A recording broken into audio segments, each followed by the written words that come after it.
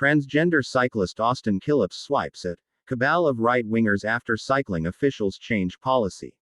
The UCI altered its rules on Friday. Austin Killips, who became the first openly transgender female to win an official Union Cycliste Internationale (UCI) stage race earlier this year, spoke out Sunday night about the sport's governing body's new policies regarding trans participation in women's events.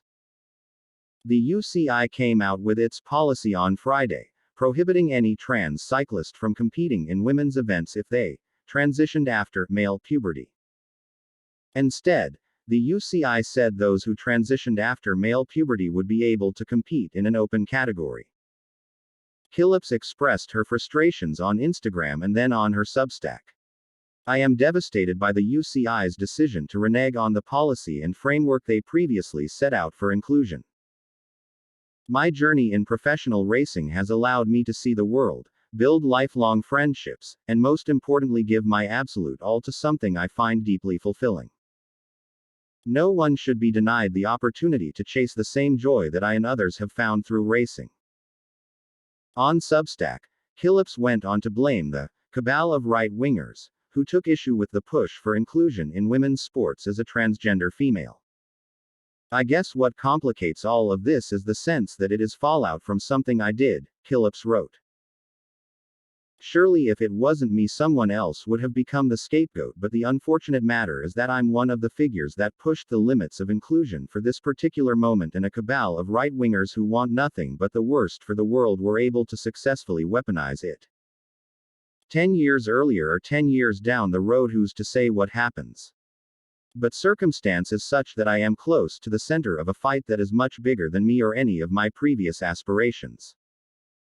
I hope to right the injustice that has been incurred in response to my success in the sport.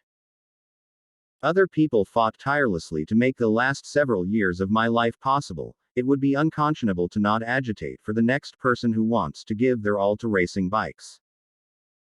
We have to fight for what is right, knowing that it's for the good of others and not our own lots in life. I do not need to line up at a World Cup again, but I won't be able to sleep at night if I'm not fighting for the next woman who deserves a shot at everything this sport has given me." Killips won the Tour of the Gila earlier this year, which initially sparked national attention on the UCI's transgender participation rules. The organization initially defended itself before its turnabout on Friday.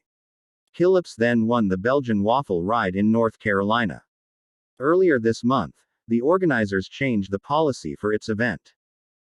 Organizers said it would introduce an open category starting on August 1. The UCI's decision followed a July 5 meeting, when the governing body found that the current state of scientific knowledge cannot guarantee that any physical advantage would be eliminated after undergoing hormone therapy treatments. The rule change, which goes into effect on Monday, will now enter those who do not meet the guidelines for the women's category into the men's category, which will now be renamed Men Open. Last year, the UCI changed its rules to stipulate that athletes must have serum testosterone levels of 2.5 nanomoles per liter or less for at least 24 months before they are allowed to compete in women's events. That was an increase from past rules, which required levels below 5 nanomoles for 12 months prior to racing.